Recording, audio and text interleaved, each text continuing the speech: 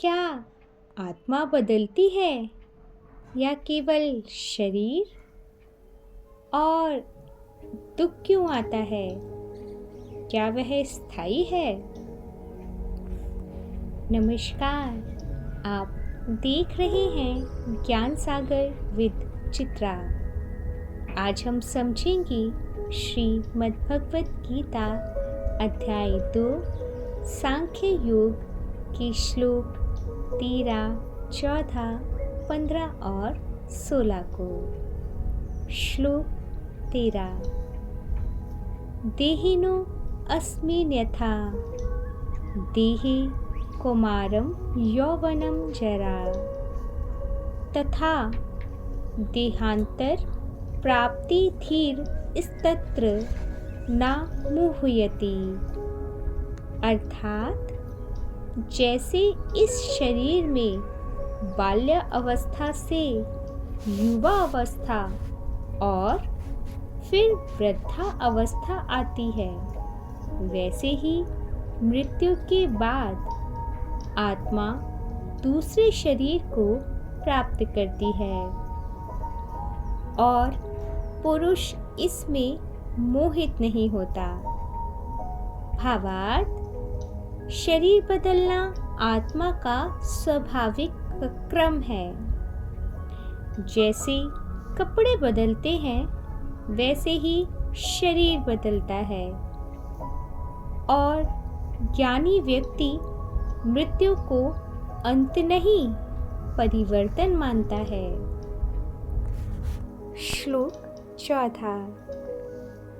मात्रा स्पर्शास्तु कौन्ते शीतोष्ण सुखदः खदाः। आग मापायिनो अनित्या स्थान स्ति तीक्ष स्व भारत। अर्थात, ही कुंती पुत्र, इंद्रियों और विषयों के संपर्क से सर्दी, गर्मी, सुख, दुख उत्पन्न होते हैं। वे आते जाते और अनित्य हैं। हे भरतवंशी, उन्हें सहन करो। भावार्थ, सुख और दुख स्थायी नहीं है। वे मौसम की तरह आते और चले जाते हैं। जो उन्हें धैर्य से सह लेता है वही आगे बढ़ता है। श्लोक 15।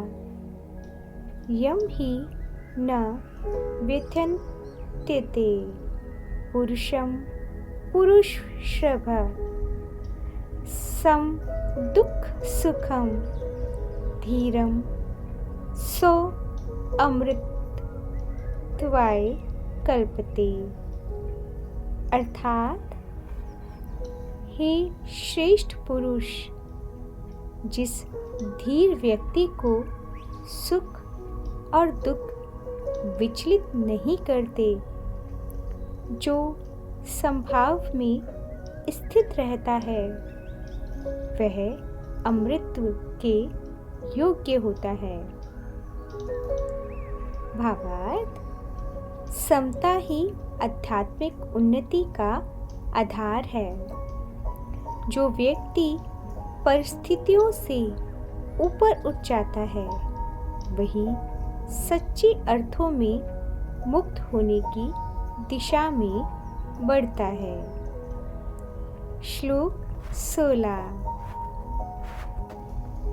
नास्तो विद्यते भावो न भावो विद्यते स्तः उभयोरपि दृष्टो अन्तस्तवन यो स्त त्वदर्शिभिः।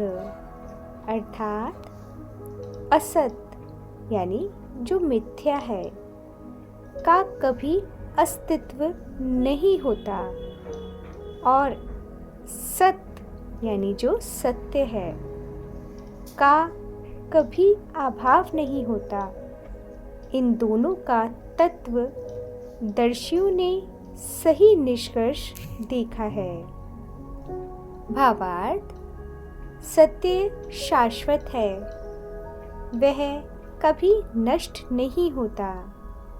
असत्य अस्थायी है, वह टिक नहीं सकता। श्री कृष्ण यहाँ आत्मा को सत्य और शरीर को असत के रूप में समझाने की भूमिका निभा रहे हैं।